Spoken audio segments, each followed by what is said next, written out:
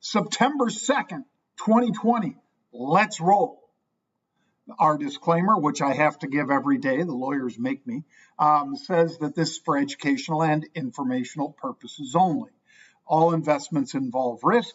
Past performance of a security, industry, sector, market, financial product, trading strategy, or individuals trading does not guarantee future results or returns. Intellectual property rights. Yes, we have trademarks, registered marks, copyright, and patents on much of what you're about to see. So please, if you'd like to use it, ask us first. We are very likely to say yes, and please cite Market Rebellion when you do. There was the committee today. This is Joe Terranova, well, Tyler Matheson, Joe Terranova, Steve Weiss, my brother Pete, Liz Young, who joined us very nicely on our roundtable on Monday this week, and Tiffany, all of them contributing to the halftime report today. And our most actives today are, no surprise, Apple and Tesla. Apple, 2.2 million contracts already today. Tesla, take a look at that. 1.286 million contracts already today. 62.5% of those calls in Tesla, or 62.5% of the trade was calls. The volumes are, as you see on that far right column, daily volume percent, both are up about 300% of normal volume. That's not surprising. They have just cut those. So dollar amount, we're not talking about. We are talking about volumes, and those volumes had 4 times as many shares in Apple, 5 times as many shares in Tesla. Of course, they are significantly higher. And I said that several weeks ago when they had made this announcement. And I said, you know who that's going to be good for? ICE, CBOE, and NASDAQ, NDAQ. All of those should benefit from the increased flow of volume because they take a little spiff on that and then provide the data to you and me. All right, look at Intel on there because I'll be talking about Intel. My brother Pete spoke about it on the halftime report. Intel trading some 683,000 contracts, 92% calls. That is one of the biggest outliers on that list. Look at that. I mean, Snap, yeah, 342,000 and 91% were calls. DraftKings, because of Michael Jordan at the bottom of that list, but still, man, has that elevated that amount of volume. And DraftKings, DKNG, 268,000 contracts, 91% calls, 500% normal volume already today, 5 times normal volume already over there. Yeah, if I sound excited, it's because I am. You want to get excited. You want to learn about trading, options, cryptocurrencies, futures, and stocks. Come on over to marketrebellion.com. That is marketrebellion.com/get started, because we can get you started the smart way without you just burning your cash to get in on some of these trades. Instead, you could understand how you could mitigate time decay, which is theta, also volatility compression, which is vega. Both of those, you can use them to hurt yourself or you can use them to help yourself.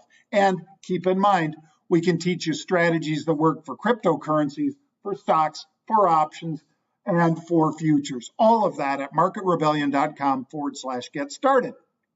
PAGS is our first of our 3 at 3 today. Why? Because the stock's getting hit. It was getting hit pretty good and then started to gather itself. As it started to gather itself, we saw 2,000 of these regular September. So it's not this coming Friday, the 4th of September, not the 11th of September, a week and a half from now, but the 3rd week, the 18th of September, when these expire. So we noticed unusual buying activity just out of the money. So that's the kind of trade I like to do. And what I also like to do is I put on the 4250s and sell a strike above it so that I'm cutting down my risk of time decay, theta, as well as volatility compression, vega. And I'm putting less money on the table because if I pay $170 a piece for these options, a 10 lot is $1,700. A 100 lot, like I like to trade, is $17,000. I'm committing a fair amount of money on that. I'd like to cut that in half. And how do I do that? By selling an option above the option that I'm owning.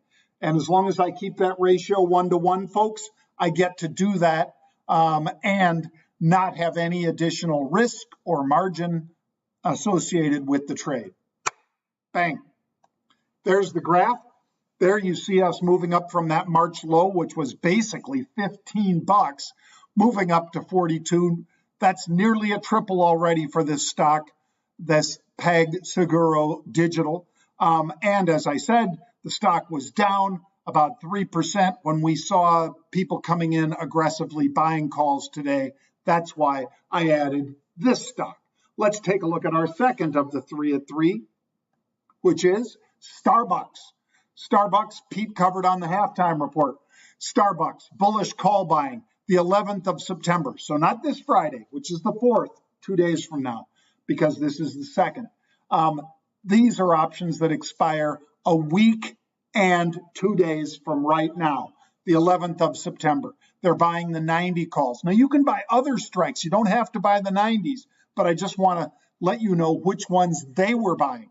Almost 5,000 of those SEP 90s. They paid $50 a piece, up to $80 a piece for those options, which means, of course, $50 if I want a 10 lot to control 1,000 shares of stock.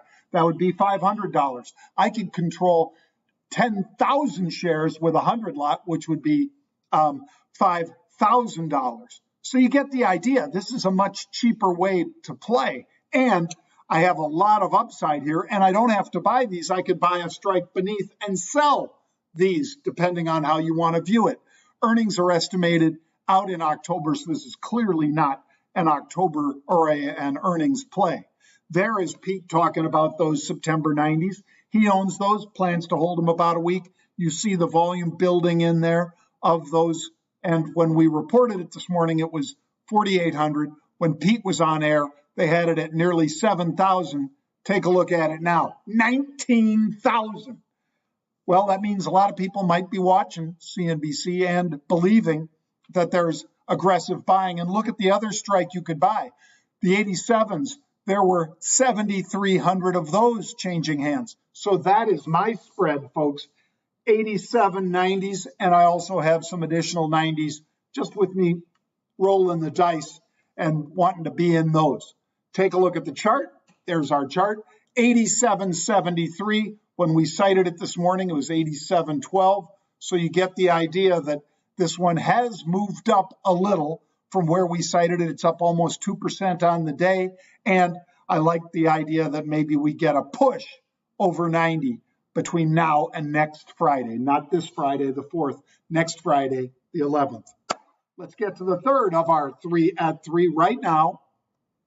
Intel. I told you we'd be looking at that. Why? Because nearly 92% of the calls, or 92% of the options have been calls. That is very bullish. Look at that, 10,000. That's a million share equivalent, folks. When you're buying 10,000 calls, you're serious. They're buying these for, let's say, 80 cents, 85 cents, whatever. At 80 cents, that's $80, since every option is for 100 shares of stock. So as they buy these aggressively, folks, we can get in there and follow right along with them and buy these calls, which is what I did. Now, question is, with these options being also options that expire next Friday, the 11th of September, do you want to buy the 53s? Do you want to buy 52s and sell 54s? Your choice. Again, the more you know about how time decay and volatility compression can hurt or help you, the more you might want to do spreads like the one I talked about earlier, 1-to-1 call spreads.